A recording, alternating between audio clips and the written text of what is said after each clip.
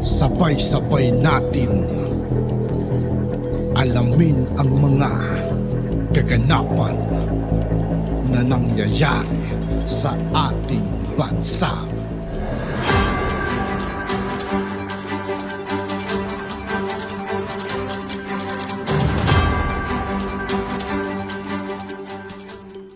Yo, what's up mga kaibigan? This is I2K po again. Ngayon nandito ulit tayo sa channel ni Pinas Viral News. Dito ulit tayo magbibigay ng komento at reaksyon. Kaya samahan nyo ako guys. Let's go! Nakakagulat, bumaba ka na sa iyong pwesto para hindi na humirap ang ating mahal na bayan.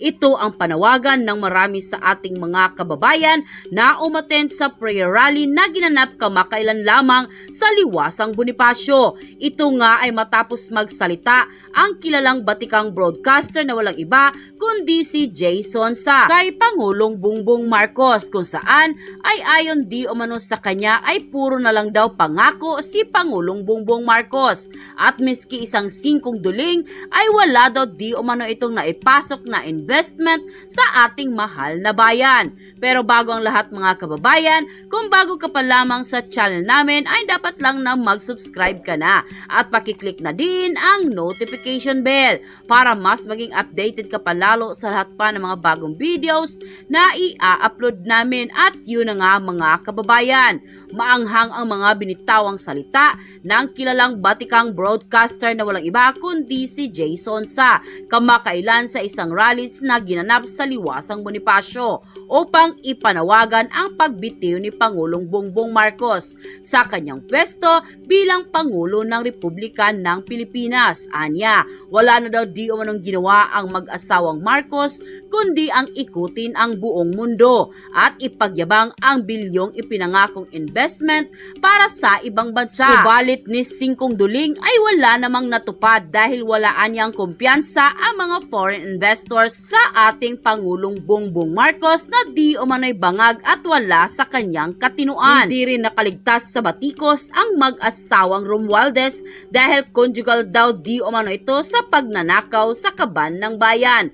Dahil mismo pala ang asawa ni Tambaloslos ay ang may hawak ng budget ng ating bansa. Matapos nga lumabas ang balitang ito ay umani agad ng samot-saring komento mula sa marami sa ating mga kababayan. Kung saan ay marami nga sa kanila ngayon ang hindi napigilan ng kanilang sarili na maglabas ng kani-kanilang hinaing at komento sa mundo ng social media. And the netizen posted, Mr. President, kung hindi magbago ang Pilipinas sa kaunlaran at hirap pa rin ang taong bayan, please resign. Kawawa naman ang mga Pilipino naghihirap sa ibang bansa para makatulong magpadala sa kamag-anak pero napunta lang sa mga bulsa ng mga ilang greedy politicians. OMG, anong nangyari sa ating bansa? Maraming salamat Sir J for the enlightenment. Kailangan matanggal na at huwag patagalin sa pwesto ang mga ganyang klase ng gobyerno. Wawa naman ang ating kababayan. Dapat ang taong bayan ang mangarap, ang Pangulo ang mangangakong susolusyonan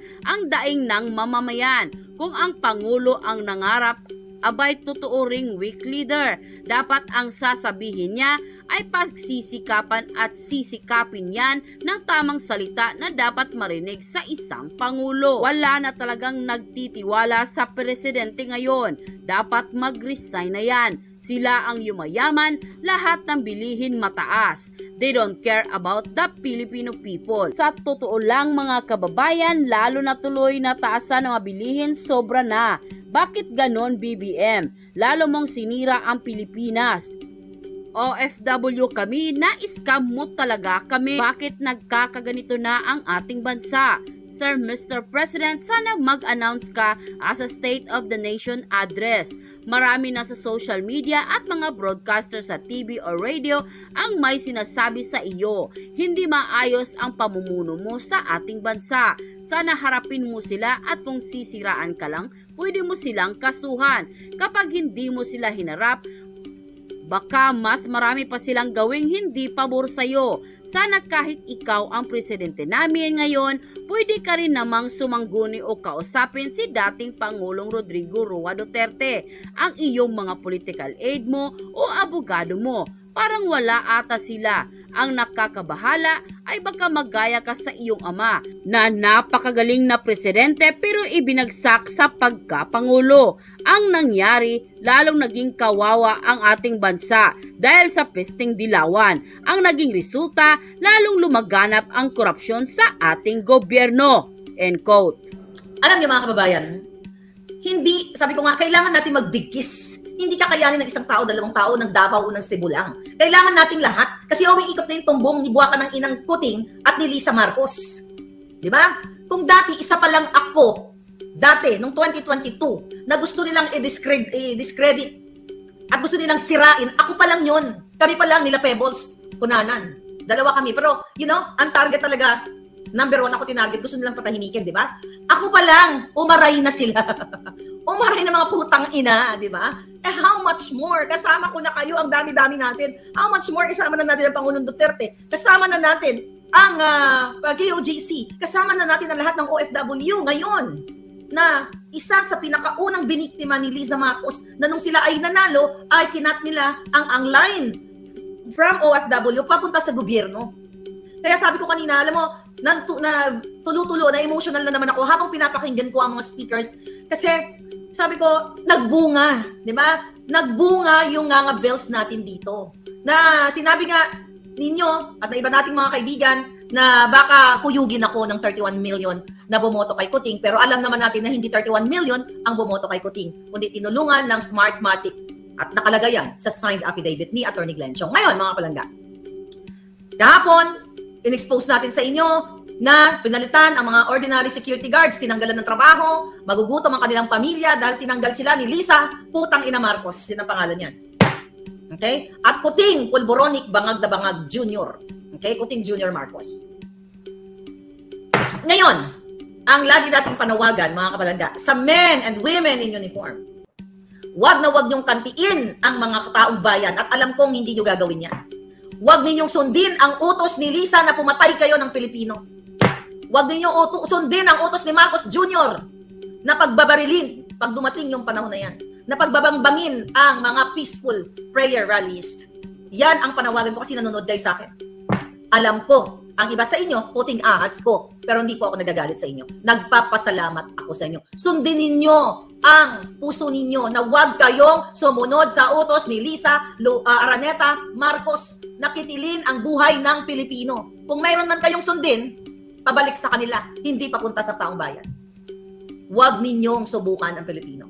Huwag ninyong subukan ang boses naming lahat. Okay?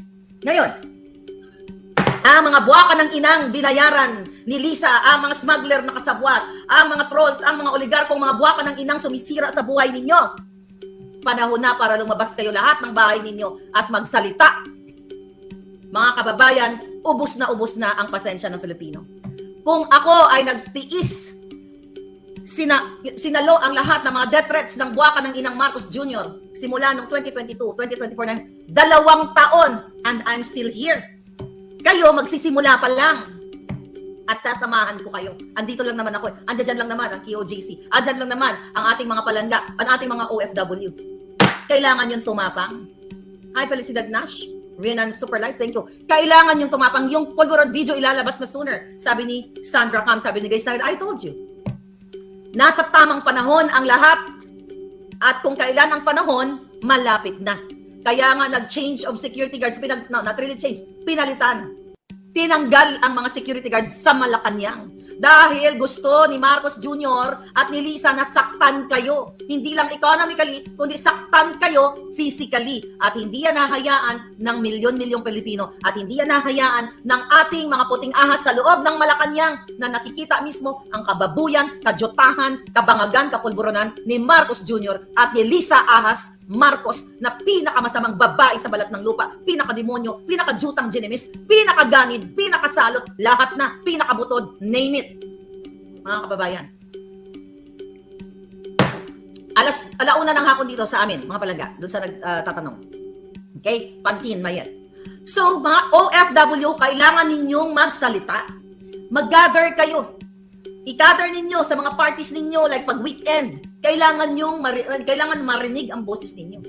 Ano panluloko sa atin ni Marcos? Actually, doon pa lang, nung nanalo pa lang siya palangga, nanalo sa Sapang Dorobo, nagsalita na mismo. Ito, ang kanyang pinsan na si Kiyon, di ba? Na parang hindi, na sabi si Liza Marcos ay, Lisa Araneta ay backbone ni Marcos Jr. Ang exact sinabi ni Michael Marcos Kiyon na pinsan ni Marcos Jr., Liza is tough in many ways. She is BBM's backbone. Tough talaga yan si Lisa kasi ang kanyang balat, okay, ay Koreanot, ang kanyang balat ay what? Plastic. At yun na nga mga kababayan, ano na ang masasabi mo kung meron kayong hinaing at comment? At yun nga po mga kaibigan, dito po nagtatapos ang ating reaction video. Muli ako po si I2K ng Sundalo ng Tunggalo. Maraming salamat sa patuloy na pagsuporta. Yeah, peace out.